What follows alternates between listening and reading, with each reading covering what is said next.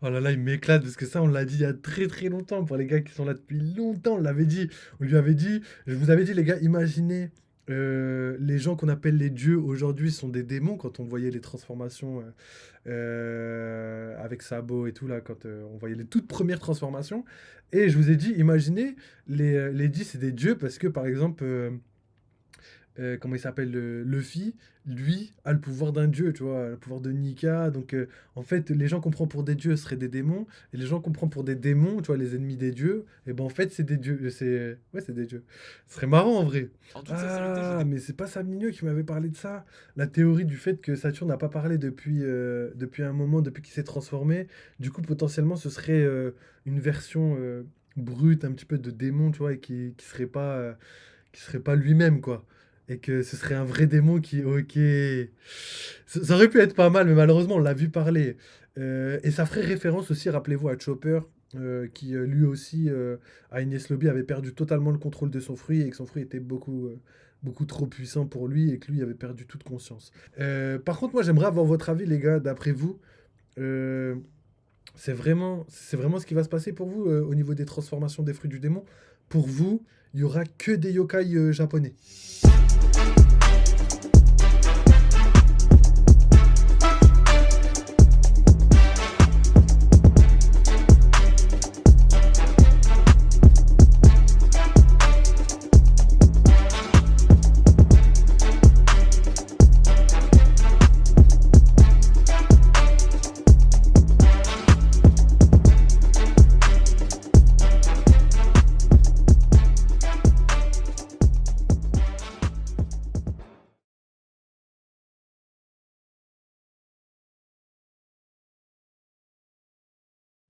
en tuant tous ceux qu'ils trouvent, attaquant les Mugiwara et même la marine. Nika, donc Luffy reste l'ennemi numéro 1 du gouvernement. Pensez-vous vraiment qu'ils n'essaieront pas de le tuer? C'est ce que pourrait essayer de faire Imu si elle débarque ici et maintenant. Les conséquences sont bien trop grandes pour ne pas mettre tous les avantages de leur côté. L'apparition d'Imu serait l'ultime recours pour éviter la chute de 800 années de mensonges et de vérités cachées au monde. Ils n'ont très clairement plus rien à perdre, et la venue d'Imu en serait la preuve parfaite. Le message de Vegapunk dévoilerait de toute façon l'existence du roi du monde. Si on part du principe que le scientifique a vraiment creusé loin dans l'histoire de l'ancien royaume et est parvenu à découvrir des choses que personne ne sait, alors pourquoi n'aurait-il pas découvert des textes concernant un ou une certaine Nerona Imu, bien connue d'Ivankov comme révélé au chapitre 1086? J'ai vraiment, mais alors vraiment très peu de doutes, Vegapunk connaît l'existence d'Imu qui sera justement dévoilée dans ce message. Son apparition en plein Egghead au moment où il révèle l'existence du roi du monde serait le scénario idéal pour introduire à la fois l'apparence officielle d'Imu, mais aussi ses pouvoirs au monde entier. Pour finir, l'apparition d'Imu sur Egghead servirait à comprendre l'immortalité des 5 doyens. Ne soyons pas dupes, si Saturne est increvable à ce point-là, au point de l'être encore plus que Kaido réputé pour son invulnérabilité, les 4 autres doyens doivent aussi l'être. Et s'ils le sont tous ensemble, ce n'est pas à cause ou grâce à leur fruit du démon, mais à encore autre chose, cette autre chose qui serait Imu. On va en parler juste après, mais la théorie faisant de Saturne un véritable démon lors de la révélation de son pouvoir au chapitre 1094 n'en devient pas moins incohérente aujourd'hui avec ce nouveau chapitre. Vous l'aurez compris, la téléportation du Gorosei sur Egghead en un claquement de doigts nous permet de remettre en cause absolument tout le futur de One Piece. Le danger peut se trouver n'importe où et arriver n'importe quand. Je vous le demande, qui ne rêve pas de voir dans un événement futur les 5 membres du Gorosei débarquer avec Imu au centre des cercles d'invocation? D'ailleurs, en parlant d'Imu, dernier petit truc par rapport à elle, c'est qu'il y a quelqu'un qui disait, ouais, imagine Imu, elle est faible et tout. D'ailleurs, j'aime pas dire elle, parce qu'en fait, là, on commence de plus en plus à dire que c'est une femme, mais j'ai vraiment de plus en plus l'impression que c'est un homme. Même dans l'animé et tout, au niveau de ses formes et tout, à certains moments, on voit que la poitrine est plus la poitrine d'un homme que la poitrine d'une femme, tu vois. C'est des petits détails qui, pour moi, me feraient penser que c'est un homme. D'ailleurs, Imusama, on le traite pardon, comme un homme, c'est-à-dire dans la manière d'utiliser les pronoms, tu vois, mais japonais, c'est différent des pronoms, c'est plus compliqué que ça, mais pour faire court, au lieu de dire elle ou je sais pas quoi, on utilise des mots qu'on donne à des hommes, tu vois. Donc là, je commence de plus en plus à confirmer que Imu pourrait être un homme. Même si ça fait quand même longtemps que j'ai l'impression que c'était une femme à cause de sa finesse, etc. etc. Et pour moi, je balance ça là. Imu, pour moi, c'est vraiment un extraterrestre. J'espère qu'il a une tête d'extraterrestre. Ce serait trop lourd. moi je signe totalement. Direct. Et justement, si on parlait de pouvoir désormais, cette partie servira à récapituler les possibles fruits du démon que peuvent avoir les autres membres du Gorosei, mais aussi répondre à cette interrogation: est-ce vraiment Saturne qui a invoqué le Gorosei? Il semble que oui.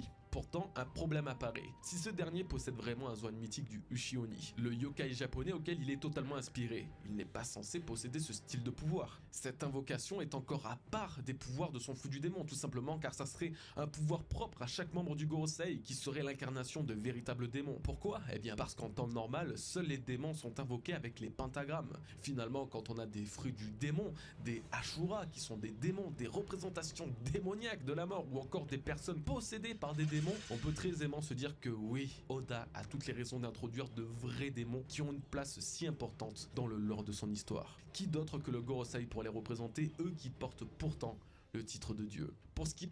Oh là là, il m'éclate parce que ça, on l'a dit il y a très très longtemps. Pour les gars qui sont là depuis longtemps, on l'avait dit. On lui avait dit, je vous avais dit, les gars, imaginez les gens qu'on appelle les dieux aujourd'hui sont des démons quand on voyait les transformations avec Sabo et tout là, quand on voyait les toutes premières transformations. Et je vous ai dit, imaginez les 10 c'est des dieux parce que par exemple, comment il s'appelle, Luffy, lui a le pouvoir d'un dieu, tu vois, le pouvoir de Nika. Donc en fait, les gens qu'on prend pour des dieux seraient des démons, et les gens qu'on prend pour des démons, tu vois, les ennemis des dieux, et ben en fait c'est des dieux, c'est des dieux. Ce serait marrant en vrai. En vrai, moi je kifferais. Je pense que c'est possible. De l'invocation en elle-même, je pense savoir comment elle fonctionne. Si Saturne s'est rendu de lui-même sur Egghead en prenant la voie maritime, alors qu'il n'a finalement débarqué sur l'île qu'avec son pentagramme, je pense qu'il avait besoin d'être sur place pour invoquer Sun Marie-Joise. Leur téléportation doit avoir une limite de distance, une limite de pouvoir. C'est pourquoi ils avaient besoin de la présence d'un des 5 doyens sur place pour leur permettre de se déplacer aussi loin. Sinon, Saturne serait resté sur Marie-Joise et ne se serait téléporté qu'au chapitre 1094. Donc, tous les doyens doivent pouvoir se téléporter ou téléporter les autres, en particulier quand certaines conditions sont remplies. Ok, alors maintenant parlons de leur pouvoir, leur capacité, l'entité qu'ils vont représenter dans l'utilisation de leurs fruits du démon. S'ils ont vraiment des fruits du démon. En premier lieu, je voudrais revenir sur ma théorie concernant Saturne et l'éveil avancé de son Zoan, qui l'aurait plongé dans un état de folie dans le dernier chapitre. J'ai été agréablement surpris de voir à quel point vous aviez kiffé l'idée, donc merci à tous pour ça, mais vous aurez sans doute remarqué que dans ce chapitre, eh bien, il parle. Il reste bizarre, hein, mais il parle quand même, ce qui n'était pas le cas la semaine dernière. En toute sincérité, Ah, mais c'est pas Sam Nino qui m'avait parlé de ça. La théorie du fait que Saturne n'a pas parlé depuis un moment, depuis qu'il s'est transformé. Du coup, potentiellement, ce serait une version brute, un petit peu de démon, tu vois, et qui serait pas lui-même, quoi. Et que ce serait un vrai démon qui, ok. Ça aurait pu être pas mal, mais malheureusement, on l'a vu parler. Et ça ferait référence aussi, rappelez-vous, à Chopper, qui lui aussi, à Enies Lobby, avait perdu totalement le contrôle de son fruit et que son fruit était beaucoup trop puissant pour lui et que lui avait perdu toute conscience. Donc potentiellement, ça peut arriver, mais après, je pense que le Gorosei a quand même une maîtrise plus grande de ce fruit. Mais peut-être qu'à la fin, tu vois, quand ils seront mis à rude épreuve, eh ben, ils débloqueront cette puissance, on va dire.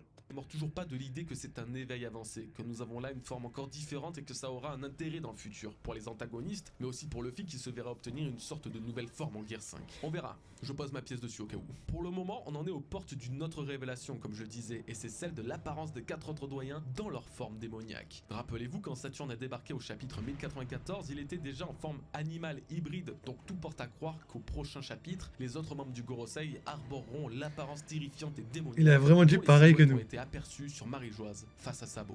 Petit récapitulatif des pouvoirs que les autres dieux pourraient posséder. Jupiter aurait le Zoan du yokai Itokoe Sakebi, un monstre vivant dans la forêt imitant le cri des humains perdus. C'est ce qui graphiquement correspond le mieux. Mars quant à lui serait le Furaribi, l'oiseau de feu incarnant l'âme des morts. Mercure est difficile à cerner, mais j'avais sélectionné 2 yokai, le Baku, le dévoreur de rêves et de cauchemars, et le Reiju, compagnon de Raiden, le dieu de la foudre, qui peut avoir une apparence de sanglier. Et notre cher Vénus Duro serait le Nurarion, le commandant suprême des yokai, et le plus puissant d'entre eux. Il se caractérise par une forme humanoïde, un kimono et surtout un katana. Autant vous dire que ce dernier serait le plus exceptionnel et en tant qu'épéiste, pourrait peut-être croiser le fer avec Zoro sur Egghead, pourquoi pas après tout, surtout qu'il semble posséder le plus puissant des Kitetsu, moi, il m'en faut pas plus. J'ai l'impression que lui, c'est vraiment. Enfin, Venujiro, tout le monde est d'accord pour dire que c'est l'ennemi principal de Zoro. Par contre, moi, j'aimerais avoir votre avis, les gars, d'après vous. euh, c'est vraiment ce qui va se passer pour vous au niveau des transformations des fruits du démon. Pour vous, il y aura que des yokai japonais. Euh, Quand on connaît personnellement, quand je vois un petit peu l'inspiration biblique qu'il y a dans les fruits du démon, l'arbre d'Adam, l'arbre d'Ève, pour vous, tous les Gorosei seraient des yokai. Pas impossible pour moi, en vrai, pas impossible. C'est juste. Là, c'est pas vraiment une théorie, c'est plus une envie. J'aimerais qu'il y ait des démons de partout, tu vois. Même des démons mayas, des démons bibliques, tu vois. Comme Satan, tu vois, ou un truc comme ça. Mais Satan plus pour... ça serait trop lourd. Satan pour Imsama. Ou peut-être le fruit de Satan, il n'a pas encore été donné, et c'est le fruit qui va être donné à Barbe Noire, tu vois, ce serait trop lourd de ouf. Après, peut-être d'autres, hein, comme un djinn dans la religion musulmane, ou plein de trucs comme ça, tu vois, je kifferais, tu vois. Même un truc hindou, un truc chinois, tu vois.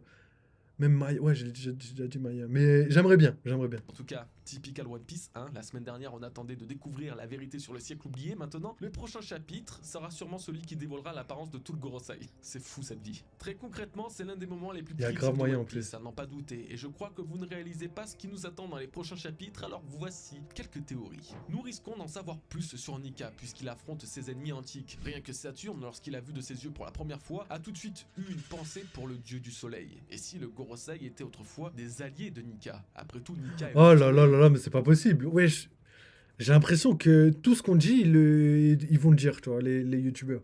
Là, c'est un truc de ouf. Ça, je vous l'ai dit, les gars, par rapport à ma théorie dans l'espace. Comme quoi, il y avait trois peuples qui vivaient dans l'espace. Et peut-être c'était. Enfin, sur la Lune, on sait qu'il y avait les Bilkans et les Lunaria. Et peut-être que les dragons célestes et les Dji, ils descendent de la même lignée. Et qui se sont affrontés pendant longtemps. Et se sont divisés d'un côté les Dji, type Roger, Armantic, tout ça. Et de l'autre côté, Gorosei, type démoniaque, tout ça, tu vois. J'ai dit ça hier en plus, c'est un truc de ouf. Le Gorosei représente les 5 planètes les plus brillantes du système solaire. Pourquoi Oda les met-il en opposition dans son œuvre? Ne veut-il pas plutôt nous dire et nous faire comprendre qu'ils sont sous le contrôle d'Imu qui les manipule? Allons-nous découvrir un lien étroit entre Nika et les doyens que l'on n'aurait sans doute pas imaginé à l'origine? En parlant d'Imu, si cette dernière n'apparaît pas, elle pourrait cependant totalement communiquer avec le Gorosei par télépathie comme il le faisait avec Saturne. En sachant qu'ils ont encore le pouvoir de Mother Flame, Egghead pourrait se retrouver annihilé avec la puissance d'une arme antique utilisée par Imu. Et pour finir, rien ni personne ne pourra contrer la puissance de 5 doyens en même temps. Luffy s'épuisera pour rien car de toute façon, il semble pour le moment immortel. Le risque qu'il se fasse capturer a grandement augmenté, oui. C'est pourquoi si Oda ne va pas jusqu'à l'extrême de faire capturer Luffy, bien que je vous le répète depuis un an maintenant, il pourrait permettre au robot géant antique qui réagit au battement de cœur de Nika de bouger au moment critique et de sauver celui qui l'a activé. Et peut-être même que ce robot géant sera le seul capable de blesser les doyens, ouvrant une première faille dans leur invulnérabilité. N'oublions pas que tout comme Nika, il représente les vestiges d'un temps antique et semblait être l'ennemi juré du gouvernement mondial. Ah là là, tant de théories, tant de questions qui ne sont pourtant rien face aux vôtres. Vous avez encore été extrêmement nombreux à me poser vos questions sur ce chapitre 1109, que ce soit sur Twitter ou YouTube. Ne vous arrêtez surtout pas. Bon, pour le nom de notre petite chronique, là c'est un bordel, on dirait une mini-aventure de machin. Vous avez voté en majorité pour Morgan's Review, mais le courrier de Koji était le préféré parmi les commentaires. Alors vous savez quoi? Ultime round. Choisissez votre préféré dans ce dernier sondage. Je reviendrai dans 2 semaines avec le nom définitif du format et même un petit jingle. Au moins on est tous contents. N'oubliez pas de commenter sur YouTube pour le chapitre 1110 qui s'annonce lui aussi exceptionnel. Bonjour Goji, merci pour tout le travail que tu réalises, merci à toi mon ref. Ok les gars, bon on va passer à l'analyse. Dites-moi si vous voulez qu'on regarde les questions de Goji, parce que je pense que vous avez déjà beaucoup de questions, donc si vous voulez on les fait, ou sinon on lit le chat, parce que je vois il y a énormément de questions. Donc je commence à répondre et dites-moi comme ça, au moins on fait un peu tout en même temps. Donc let's go. Alors, on en était où? Wow, on en était à 22h09. Il est 22h41, les gars. Je pense que je vais passer plein de questions, mais il y a trop de trucs. Alors, à défaut de tuer comme Ace en direct, il suggère et c'est une facilité dans tous les médias. Ouais, c'est vrai. Je pense que tu fais référence à ce qu'on disait tout à l'heure par rapport au fait que Oda, il tue pas trop. Mais justement, ça me fait penser par exemple à comment il s'appelle? Kuma, là, récemment, où tout le monde pensait que c'était fini pour lui et qu'il y aurait une belle mort, etc. etc. Et moi qui étais envers et contre tout le monde, je suis assez content de savoir que pour l'instant, il est entre guillemets à l'abri, auprès des géants et qui pourrait potentiellement survivre. Même si c'est pas fini, quand on voit l'arrivée des Gorosei, ça se peut que le bateau soit attaqué, que Kuma décide d'aller se taper contre, enfin retenir les Gorosei pour qu'ils puissent s'enfuir. Tout est possible en vrai. Donc c'est pour ça que j'attends vraiment que Kuma soit loin de l'île, à l'abri, et là je me dirais, ah, la théorie est validée. Mais oui, oui, ça fait très longtemps que je pense à ça. Donc on continue. Alors, euh, le bon, le retour de certains persos, surtout récents dans l'œuvre, je pense, on peut oublier. Non, je pense pas, moi, je pense pas, hein. Déjà, les persos anciens, on peut savoir. Regardez Doflamingo, il va revenir, il va revenir. Il a trop d'importance scénaristiquement, on n'a pas ultimement besoin de lui, mais on dirait que Oda, par rapport au traitement qu'il a fait, il va le faire revenir. Pareil pour Ener, regardez la dernière mini-aventure d'Ener. Ener, il est là, il a dit, ok, il a une nouvelle armée, ok, il a rechargé, en termes de puissance, il s'est rechargé, et là, en fait, il a tout, et il lui reste plus qu'à choisir sa prochaine destination. Pour moi, c'est vraiment un cliffhanger en mode, vous inquiétez pas, Ener va revenir, tu vois. Même tout le monde, regardez Khalifa, regardez Lucci et tout, ils sont tous revenus. Je pense que Oda, il a pas envie. Je pense que dès le début, les gars, je pense qu'on va le comprendre à la fin.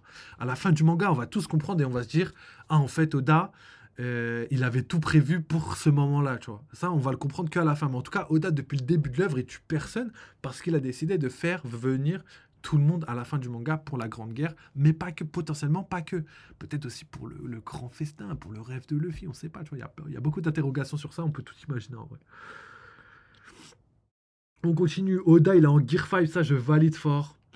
Luffy, c'est Oda. C'est plutôt Oda qui est Luffy. On continue. En tuant hors champ, c'est un gain de temps quand il y a masse de persos. Ouais, ça je suis d'accord, euh, mais en fait, il choisit pas la facilité, Oda.